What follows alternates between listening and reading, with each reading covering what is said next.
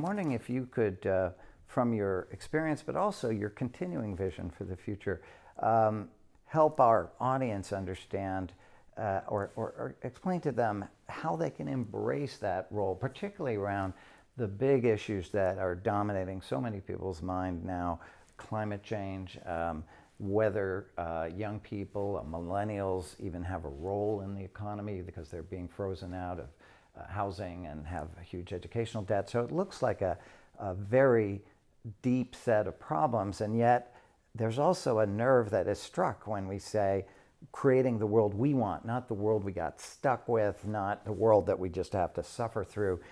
So what would you like to say to our audience that are looking for that way to move their growing despair into engagement and leadership, which frankly, I have to say, I don't think my generation has offered enough of?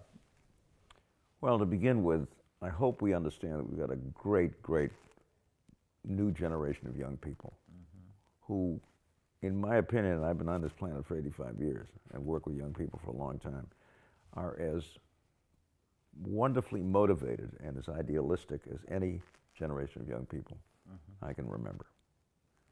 And secondly, while obviously climate change is an existential issue, I mean, we're destroying our planet here.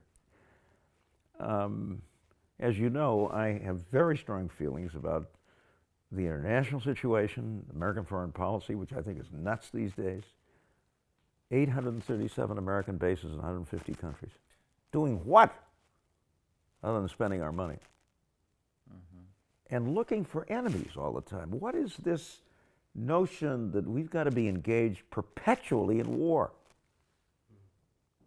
With whom? For what?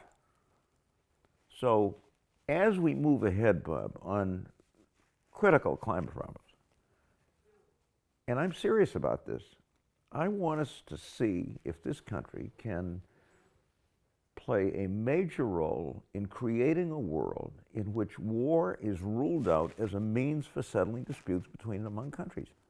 It just so happens, and it may sound strange because of all the noise, that this happens to be, from a war-making standpoint, the most peaceful world in history. May sound strange with all the stuff, right? But in point of fact, there is less armed conflict today on the planet Earth than there ever has been. But the notion of first spending huge amounts of money on weapons of war which would destroy if you think climate change is going to destroy the country, how about nuclear? If you were to say to me, of all the things I would like to see happen, what's my most important vision? A world in which war is ruled out as a means for settling disputes between and among countries. And we stop spending trillions on weapons of war and start spending them on the kind of thing that I think most of us think is important.